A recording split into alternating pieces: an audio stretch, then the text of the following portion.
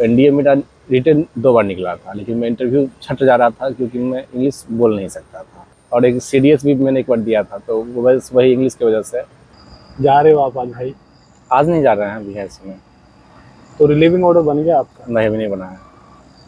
अभी एक तो जगह से एनओसी बचा हुआ है, वो आ जाएगा उसके बाद। एनओसी अभी सारा नहीं हुआ है? एक बचा हुआ है। कब आए थे यार हम यहाँ पे? सितंबर 2021 में। हाँ। और अभी क्या हुआ है? अभी लगभग 15-16 महीने हो चुके हैं। 15-16 महीने हो चुके हैं यार। एज एमटीएस आए थे हम। हाँ। और सबका यही एक सपना था कि भाई हाँ, कि यहाँ से निकलना है। मुंबई अच्छा है वैसे? नहीं, मुंबई तो काफ़ी अच्छा है, लेकिन जैसे हम लोग आए एमटीएस के पोस्ट पे, जितनी सैलरी है उसमें थोड़ा सर्वाइव करना मुश्किल है यहाँ पे। और जितना यहाँ ट्रैफिक में आने जाने में परेशानी होती है, उस हिसाब से। जैसे कि मैं यहाँ आया तो इनकम टैक्स में आया हूँ एकदम मस्त मुंबई, लेकिन यहाँ आने के बाद जैसे कि मैं आया, हाँ। तो 1 वीक मैंने काम किया, तो 1 वीक के बाद मुझे मन किया कि यार छोड़ते हैं जॉब, निकलते हैं यहाँ से, ये होने वाला नहीं है। काफ़ी हेक्टिक। सुबह ऑफिस गए, ऑफिस से आए, खाना बनाए खाएं, सोए, फिर सुबह उठे, खाना बनाए खाएं, ऑफिस। तो इस तरह का लाइफ कभी पहले जिए नहीं थे, तो काफ़ी मुश्किल था शुरू में। भाई मतलब बोरिंग सा हो चुका था, same routine again and again and again. तो आपको ढेर सारी शुभकामनाएं भाई साहब। धन्यवाद आपका अभिषेक जी कि आपने एज एमटीएस शुरू किया है, एज अ स्टेशन मास्टर आप एनटीपीसी 2019 से सिलेक्ट हो गए हो।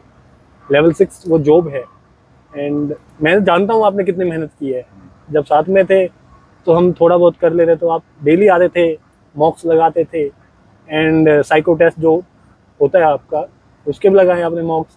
इवन टेक्स्ट बुक किया आपने। देन आपने एक और कोई दिया था सब दूसरे ऐप से। एक मैंने ग्रेडअप लिया था, लेकिन मैंने शुरू में ग्रेडअप यूज़ किया था काफ़ी पहले, तो उस समय उसका अच्छा था, लेकिन जब से वो चेंज हुआ उसके बाद से वो उसका सही रहा नहीं गया था। तो आपकी ये जर्नी कहाँ से शुरू बेसिकली, मतलब पढ़ाई कहाँ से शुरुआत की? वैसे मैंने 12 में 10th किया था, 2012 में। मैं बिहार से हूँ, और 14 में मैंने इंटर किया साइंस से। तो 14 के बाद मैंने तैयारी शुरू की थी। बिहार से ही आपने सारी स्टडी की? बिहार में आप कहाँ से हैं? समस्तीपुर। समस्तीपुर मुझे इतना आइडिया नहीं है, कहाँ पड़ता है ये मिथिला साइड पड़ता है थोड़ा सा। तो जो आपकी स्कूलिंग रही वो मीडियम हिंदी रहा? हाँ, बिल्कुल हिंदी मीडियम रहा। एंड फिर आपका चेंज हुआ है, क्योंकि एसएससी में इंग्लिश एक अच्छा खासा पोर्शन आता है, एनटीपीसी में या रेलवे में नहीं रहता है वो। वहाँ पे तो आपका मैथ्स, रीजनिंग एंड जीके रह जाता मेन। तो आपने जैसे 12th किया, मन कब बनाया कि मुझे हाँ साइंस नहीं चाहिए, साइंस में कोई परस्यू नहीं करना मुझे करियर, क्योंकि आप 12th आपने साइंस से किया है ना? आपने कब मन बनाया कि हाँ मुझे गवर्नमेंट जॉब चाहिए, या ये सही रहेगा मेरे लिए? जैसे कि मैं बिहार से हूँ, तो मेरे पास कोई ऑप्शन था नहीं कोई खास, और सोसाइटी में भी था कि गवर्नमेंट जॉब सब तैयारी कर रहे हैं, कोई रेलवे कर रहा है, कोई एसएससी कर रहा है। तो मेरा मेन टारगेट एसएससी का ही था, सीजीएल। तो जैसे कि मुझे था कि 2019 सीजीएल में हो जाना चाहिए था, तो मैंने एमटीएस ज्वाइन कर लिया। लेकिन एमटीएस ज्वाइन करने के बाद मैं वेट कर रहा था 2019 के फाइनल रिजल्ट का, तो उसमें मेरा 2 नंबर से रह गया। तो उसके बाद तो मुझे लगा कि अब कैसे होगा, नहीं होगा, क्योंकि लगभग 6 महीने हो चुके थे एमटीएस ज्वाइन किए हुए, तो मेरा तैयारी पूरा छूट चुका था। तो CBT 1 तो मैंने पहले ही दे रखा था 2021 में, तो फिर मैंने CBT 2 का तैयारी शुरू किया। CBT 2 का पूरा तैयारी मैंने ऑफिस से ही की, फिर साइको का तैयारी भी मैंने ऑफिस से ही किया। तो और मैंने कभी सोचा नहीं था कि मैं रेलवे में जाऊँगा जॉब करने, मेरा मेन फोकस एसएससी ही था। एसएससी मेनली जो सीजीएल की जॉब्स हो रही है टॉप आपकी, जैसे आपने बताया कि आपका सीजीएल में रहा था, एंड वो शायद जेएसओ की पोस्ट थी, जो कि वो भी लेवल 6 ही है आपकी। देन अल्टीमेटली 2021 की जनवरी में हमारा CBT 1 हुआ था एनटीपीसी का, एंड उसका रिजल्ट फिर बाद में आना शुरू हुआ अपनी जॉब के दौरान ही। फिर एकदम से, क्योंकि एसएससी में और एनटीपीसी में, रेलवे में कह सकते हैं, एक मेन डिफरेंस ये है कि जीके जो है वहाँ बढ़ जाता है एंड इंग्लिश कम हो जाता है। तो जैसे कि मेरा 2019 में जब फाइनल रिजल्ट आया, मेरा सिलेक्शन नहीं हुआ, तो मेरा सिलेक्शन नहीं हुआ, इसका तकलीफ मुझे थोड़ा कम था। तकलीफ मुझे इसका था कि मुझे अब और ज़्यादा दिन मुंबई में रहना पड़ जाएगा। तो इसलिए मैंने सोचा कि अब यही ऑप्शन है एनटीपीसी। अच्छे से मैंने तैयारी की, जो भी समय मिला रास्ते में आने में, जाने में, रूम पे, ऑफिस में, मैंने उसको पूरा यूटिलाइज किया, क्योंकि समय निकालना पड़ता है, समय तो रहता नहीं है इस तरह के लाइफ स्टाइल में, तो समय निकालना पड़ता है, तो वो मैंने निकाला। जैसे कि अभी आप जॉब कर रहे हैं, पहले बेसिकली आप बिना जॉब के एक फ्री माइंड से प्रिपेयर करें, तो फ्री माइंड नहीं कहेंगे, तब जॉब का टेंशन रहता है मिलेगा या नहीं। तो आपने मतलब तैयारी की शुरुआत कहाँ से की? कोचिंग से की, सेल्फ स्टडी से की, या नहीं, क्या follow किया आपने? शुरू में जब मैंने जनरल कंपटीशन की तैयारी शुरू की, तो मैंने एक मैथ और रीजनिंग का क्लास किया था जनरल कंपटीशन का। तो उस क्लास में मैं गया तो मैंने देखा कि वहाँ हर एक लेवल के स्टूडेंट हैं जिनको कुछ नहीं आता है, नए हैं, लेकिन मैं साइंस बैकग्राउंड था तो मेरा मैथ अच्छा था। तो मैंने लगभग 1-1.5 महीने कोचिंग की थी अपने शहर में, उसके बाद मैंने छोड़ दी, उसके बाद मैंने सेल्फ स्टडी ही किया। सेल्फ स्टडी किया, देन आपने कोई ऑनलाइन टीचर फॉलो किया या किसी हाँ यूट्यूब से मैं फॉलो करता था। लाइक आपने फ्री स्टडी चूज किया? हाँ, फ्री स्टडी चूज किया। मतलब कोई कोर्स खास आपने बाय नहीं किया? नहीं। पहले आपने ऑफलाइन आपने तैयारी की वहाँ पे, देन वहाँ पे 1-1.5 महीना जितना भी आपको अच्छा लगा जमा उतना किया? हाँ, मैंने एक कोर्स बाय किया था, लेकिन मैंने उसे कभी सिर्फ बाय किया और वो वैसे ही रह गया। वैसे ही रह गया मैंने उसे देखा नहीं दोबारा। आपने जब ये शुरुआत की, वो क्या टाइम रहा था? लगभग 2015। लाइक आपने 2014 में इंटर कर लिया, जिसे हम 12th बोलते हैं। अगर इंटर आपको नहीं पता है तो इंटर होता है जैसे यूपी में, बिहार में, यहाँ पे इंटर बोलते हैं। हरियाणा, दिल्ली या बाकी जगह उसको 12th बोल देते हैं, +2 बोल देते हैं। तो उसके बाद आपने 1 साल बाद ग्रेजुएशन करते हुए, नहीं, ग्रेजुएशन तो मेरा कंप्लीट 17 में हुआ था। ग्रेजुएशन के दौरान ही तो शुरू किया हाँ, ना आपने? और ग्रेजुएशन मैंने आर्ट्स इसीलिए लिया था कि मुझे, अगर मैं साइंस लूँगा तो मुझे पढ़ना पड़ेगा साइंस, जो भी सब्जेक्ट्स मैं लूँ, फिजिक्स लूँ, केमिस्ट्री लूँ, तो इसलिए मैंने हिस्ट्री चूज़ किया था। मैं आर्ट्स पेपर मैंने ले लिया था ग्रेजुएशन में। जैसे कि आपने बताया है कि हम बात करते रहते हैं सर कि आपके भैया भी गवर्नमेंट सर्विस में हैं, हाँ। तो उनका क्या इम्पैक्ट रहा आपकी लाइफ पे, या एज अ प्रिपरेशन, बहुत या ज़्यादा। एज अ क्या कैसा माना आपने उनको? हाँ, बहुत ज़्यादा इम्पैक्ट रहा, क्योंकि वो पटना हाई कोर्ट में जॉब कर रहे हैं, अच्छे पोस्ट पे हैं। मैंने उनका लाइफस्टाइल देखा था, काफ़ी अच्छा था, रिलैक्स था, ऑफिस आवर ही था 9 से 5, तो अच्छा जॉब था उनका। और सोसाइटी में हम लोग को इधर है कि थोड़ा गवर्नमेंट जॉब को थोड़ा लोग ज़रूरत से ज़्यादा रिस्पेक्ट दे देते हैं, उतना नहीं देना चाहिए एक्चुअली में, तो ये भी एक था। हाँ, क्योंकि अपना जो नॉर्थ इंडिया है, या इधर थोड़ा आगे चले जाए हम ईस्टर्न यूपी या बिहार साइड, या थोड़ा और आगे वेस्ट बंगाल तक, तो गवर्नमेंट जॉब को थोड़ा ज़्यादा महत्व देते हैं कि हाँ गवर्नमेंट जॉब है, सब सही है। ज़रूरत से ज़्यादा, भले ही आप प्राइवेट जॉब में उससे दोगुना कमा रहे हो, लेकिन फिर भी आपको गवर्नमेंट जॉब है तो ही आपको जॉब वाला कहेंगे। हम सब्जेक्ट्स की बात करें, जैसे मैथ्स, इंग्लिश, रीजनिंग या फिर जीके, तो सब्जेक्ट वाइज आपकी प्रिपरेशन कैसे रही है? सब्जेक्ट में मैथ तो मेरा अच्छा था ही, जीके भी मेरा सही था, क्योंकि मैं जहाँ शुरू में जब मेरी स्कूलिंग हुई थी तो वहाँ मैं एक ट्यूशन पढ़ता था सर से, तो वो भी जनरल कंपटीशन की तैयारी करते थे, तो वो जीके हम लोग को पढ़ाते थे साइड से, तो मैथ जीके मेरा अच्छा था। मेन प्रॉब्लम इंग्लिश का ही था, तो इंग्लिश पे कुछ ज़्यादा फोकस करना पड़ा, और जो समय जो एसएससी मतलब छूट रही थी मुझसे बार बार कुछ नंबर से, तो वो इंग्लिश की वजह से ही छूट रही थी। ऐसा होता है अक्सर कि जब हम हिंदी मीडियम से आ रहे हों एंड एकदम से इंग्लिश की कुछ चीज़ें सीखनी पड़ जाएं, स्पेशली कंपटीशन लेवल पे, तो देखने में आता है कि हाँ हम कहीं ना कहीं लैग कर रहे हैं पीछे, क्योंकि जो एक इंग्लिश मीडियम से पढ़ा हुआ छात्र होगा उसके पास एक एडवांटेज रहेगा कि हाँ हमने ये पढ़ा है, या स्कूलिंग में ही फ़र्क आ जाता है वो कि हाँ ये एक बेनिफिट रहता है उनके पास।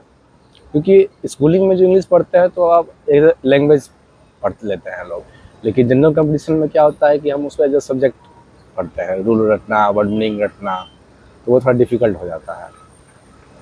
और जैसे कि मैंने इंटर किया तो शुरू के 1 साल या 2 साल मैंने एनडीए का तैयारी किया था वहाँ पे, तो एनडीए मेरा रिटन 2 बार निकला था, लेकिन मैं इंटरव्यू छट जा रहा था क्योंकि मैं इंग्लिश बोल नहीं सकता था, ऐसा था मेरे पास। ये तो मुझे पहली बार पता चला है, अभी तक पता चला ही नहीं कि आपने एनडीए 2 बार अपीयर हुए हैं, 2 बार रिटन क्वालिफाई किया है। और एक सीडीएस भी मैंने 1 बार दिया था, तो बस वही इंग्लिश की वजह से वहाँ भी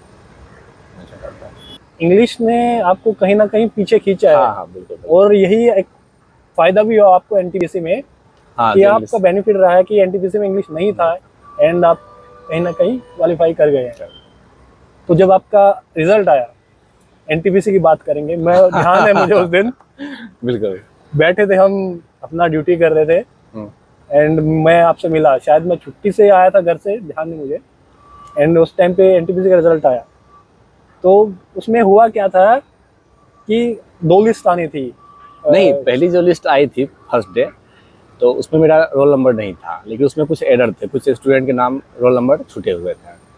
तो मैंने इस पे ध्यान नहीं दिया था कि कुछ मैंने सिर्फ ना रोल नंबर डाला और चेक किया नहीं है, तो मुझे लगा फिर और ज़्यादा दिन रहना पड़ेगा मुंबई में और अच्छे से तैयारी करनी पड़ेगी। फिर कल को क्या हुआ कि मेरा एक दोस्त था, तो उसने मुझे टेलीग्राम पे मैसेज किया, उसमें कॉन्ग्रेचुलेसन और एक ब्लर फोटो था, स्क्रीनशॉट। तो मुझे थोड़ा सा आभास हो गया कि कुछ ना कुछ तो कुछ हुआ है। तो मैंने जैसे ही ब्लर फोटो देखा, मैं तुरंत गया कोलकाता की वेबसाइट पे, रिजल्ट पे देखा, तो मैंने देखा एक नया लिस्ट सेम डे में आया हुआ है। मैंने तुरंत से डाउनलोड किया और उस पर क्लिक किया, तो मैंने देखा कि मेरा रोल नंबर वहाँ पे मुझे याद है आप वहाँ बैठे थे था और मैं उधर खड़ा था। आपने कहा कि यतिन भाई हाँ हो गया। तब फील हुआ कि चलो यार एक और निकले यहाँ से। हाँ। क्योंकि मुंबई का ऐसा सीन है ना अपना कि अगर आप थोड़ा अच्छे से कमा रहे हो तो ही आप यहाँ लाइफ जी पाओगे, नहीं तो गुजारा तो कहीं भी कर लो। जी जी बिल्कुल। तो अभी आप जा रहे हो एंड अभी आपको कैसा लग रहा है, लाइक आज़ादी फील हो रही होगी? हाँ, बहुत अच्छा लग रहा है मुझे तो यहाँ से। मुझे अभी मुंबई से छुटकारा मिला मुझे, मुझे काफी अच्छा लग रहा है। मुझे आपकी वो बात ध्यान आ रही है कि अब मैं मुंबई घूम पाऊंगा। घूमे आप? हाँ घूमा ना, जब मेरा रिजल्ट हो गया था, मतलब फाइनल हो गया मेरा, डीवी मेडिकल हो गया था, तो उसके बाद मैंने सैटरडे संडे घूमता था। मैं नहीं घूम पाया, आपने कहा था मुझे। आपकी क्या सलाह रहेगी कि जो सीजीएल 2022 का मेंस देने वाले हैं या आने वाले और एग्जाम्स देने वाले हैं, उसमें अभी जैसे सीजीएल 2022 के मेंस में काफ़ी बड़ा बदलाव आया है, उसमें जीके का एक अच्छा खासा पोर्शन आ गया है, इंग्लिश है, मैथ्स एंड रीजनिंग भी है। रीजनिंग ज़्यादा इफेक्ट नहीं डालेगा क्योंकि जो प्री में करके आया वो मेंस में भी कर लेगा, लेकिन पहले जो प्रिपेयर करते आ रहे थे, जो इंग्लिश एंड मैथ्स के बलबूते पे अच्छा खासा गेम खेलते थे, हमारे भी कुछ साथी आप अच्छे से जानते होंगे जो निकल चुके हैं एज अ जीएसटी इंस्पेक्टर या बार बार रिपीटर हैं, तो उसमें क्या बदलाव देखने को मिलेगा अभी? देखिए, जीके जिसका अच्छा है उसको तो एडवांटेज मिलेगा है इस बार, है कि नहीं? और बात सलाह की रही तो ऐसा कुछ सलाह नहीं रहेगा मेरा, बस कंटिन्यू पढ़ते रहिए। हम लोग में क्या होता है ना कि एक एग्ज़ाम दिया है, फिर बीच में थोड़ा ब्रेक ले लेते हैं एग्ज़ाम देने के बाद, एक हफ्ते एक महीने का, है कि नहीं? तो वो ब्रेक नहीं लेना चाहिए। मैंने काफ़ी ब्रेक लिया इस तरह का, दे दिया, लेकिन लग रहा है होगा भी या नहीं भी होगा, लेकिन अंत में नहीं होता था, कुछ नंबर से रह गए। तो वो ब्रेक नहीं लेना चाहिए स्टूडेंट को, पढ़ते रहना चाहिए कंटिन्यू। ये बात आपकी मुझे फिर से ध्यान आ रही है कि आपने कहा है कि जब वो 2-3 नंबर से छूटेंगे ना, हाँ, तो बहुत दुख होगा, बहुत दुख होता है। इसलिए कंसिस्टेंट बने रहिए। खास तौर पर ये सलाह देते हैं जिनको दी जानी चाहिए या जो लगता है इनको कि हाँ इनको दी जानी चाहिए, या मैं कहूँ खासकर मुझे कि हाँ भाई कंसिस्टेंट बने रहिए, कि तैयारी नहीं कर रहे हो। जैसे मैं कभी कभी नहीं होता है, जैसे कि आपने मान लीजिए पीटी का अच्छे से तैयारी किया, एग्जाम हुआ, एग्जाम देने का मन में होता है कि थोड़ा सा बहुत तैयारी कंटिन्यू 2 महीने से 3 महीने से पढ़ रहे थे, थोड़ा रेस्ट कर लेते हैं, तो वो रेस्ट थोड़ा लंबा हो जाता है धीरे धीरे। हाँ, और वो जो रिदम रहता है ना, वो टूट जाता है। सही, ये बात बिल्कुल सही कही आपने, मैंने भी खुद महसूस किया है कि हाँ अगर आप कंटिन्यू बने रहोगे तो पॉजिटिव कहीं ना कहीं 2-2 मार्क्स करके आप बढ़ते ही रहोगे। और अगर आपने एक बार ब्रेक लिया तो 2 मार्क्स के बाद 20 मार्क्स आप पीछे चले जाओगे। तो अभी आपको कब ज्वाइन करना है अपने एनटीपीसी की जॉब में? एनटीपीसी 5 अभी तो रिपोर्टिंग करना है वहाँ, डॉक्यूमेंट लेके, उसका ट्रेनिंग में बुलाएगा मुझे, तो रिपोर्टिंग 5 तारीख तक करना है, 5 जनवरी तक। तो जब आप ज्वाइन कर लोगे तो हम जैसे वो कुछ फ़ायदा होगा? अभी तो समय बताएगा। लेकिन आपके क्या आशाएं हैं कि हाँ मैं ये जॉब ज्वाइन करूँगा तो ये सही रहेगा? जैसे अभी आप जाओगे, आपको शायद खड़गपुर मिला है। हाँ, खड़गपुर डिवीजन। तो वहाँ पे सोचा हुआ कि हाँ ये जगह ऐसी होगी या वैसी होगी, कुछ ऐसा सोचा? अभी खड़गपुर का तो कोई इमेज आया नहीं, जैसे मुंबई का इमेज आ गया था, रिजल्ट आता ही मुंबई का इमेज आ जाता है आदमी का। ये खड़गपुर का कोई इमेज आया नहीं है, किस तरह का शहर है। क्योंकि मुंबई का सुनते रहते हैं, मूवीज देखते रहते हैं, टीवी में कि हाँ ऐसा शहर है, या इवन वीडियोस में यूट्यूब वगैरह पर हम देखते रहते हैं, न्यूज़पेपर में। खड़गपुर थोड़ा हटके है। खड़गपुर में हमारा आईआईटी भी है, one of the oldest IIT. तो आपके साथ काफ़ी समय बिताया हमने, एंड लाइक 1.5 साल, सवा साल 1.5 साल हो गया ऑलमोस्ट। एंड आप मुझे पहले से जानते हो, मैं आपको थोड़ा लेट जान पाया हूँ। मुझे याद है जब हम आए थे यहाँ पे, तो आप शुरू में 1-2 दिन हो गए थे मैं हम, तो आप ही मेरे पास आए थे एक हंसता मुस्कुराता चेहरा लेके। आपने बताया भी था कि मैं क्या सोच रहा था उस टाइम लेकिन काफ़ी अच्छा लगा था उस टाइम पे। मुझे आइडिया नहीं था कि कौन कैसा है। धीरे धीरे आप सबको जान पाया, जाना कि हाँ बहुत अच्छे इंसान भी हैं, कुछ थोड़े ठीक ठाक इंसान भी हैं। मैं बुरे इंसान नहीं कहूँगा किसी को भी, लेकिन आपसे मिलके मुझे काफ़ी पर्सनली अच्छा लगा है। मैं ऑन वीडियो भी कह रहा हूँ एंड ऑफ वीडियो भी बोलता हूँ ये कि हाँ, you are one of the most beautiful person by heart and by nature. कभी कभी आप इधर उधर हो जाते हो लेकिन मुझे पर्सनली बहुत अच्छा लगा आपसे मिलके कि हाँ, मैं एक अच्छे इंसान को जान पाया हूँ। Thank you everyone for watching our video. कुछ आप कहना चाहेंगे तो आप कह सकते हैं। सबसे पहले तो ये कहना चाहूँगा कि आप लोगों को ये वीडियो देखने के लिए धन्यवाद। तैयारी में एक लिमिट फिक्स करना लेना चाहिए कि 2 साल 3 साल मुझे तैयारी करनी है। बहुत सारे मैंने अपने ही गांव में और सब भैया को भी देखा है कि अपना पूरा जवानी तैयारी में गुजार दिए यहाँ पे। तो एक टाइम लिमिट फिक्स कर लीजिए, 3 साल 4 साल जैसा जिनका कैपेसिटी है उस हिसाब से, और कंटिन्यू उसको मतलब अच्छे से दीजिए 3-4 साल को। और सोशल मीडिया से थोड़ा दूर रहना चाहिए स्टूडेंट को तो खासकर। मतलब आप एक लिमिट बना लीजिए कि 3 साल है मेरे पास है, 4 साल है, इसमें जो करना है उसके बाद आप ये की लाइफ कंटिन्यू करनी है, क्या ताकि इसी में घूमते ना रहें, आप इसी में पिसते ना रहें, कुछ और नया कीजिए। तो भाई साहब बहुत अच्छा लगा आपसे मिलके एंड थैंक यू। धन्यवाद।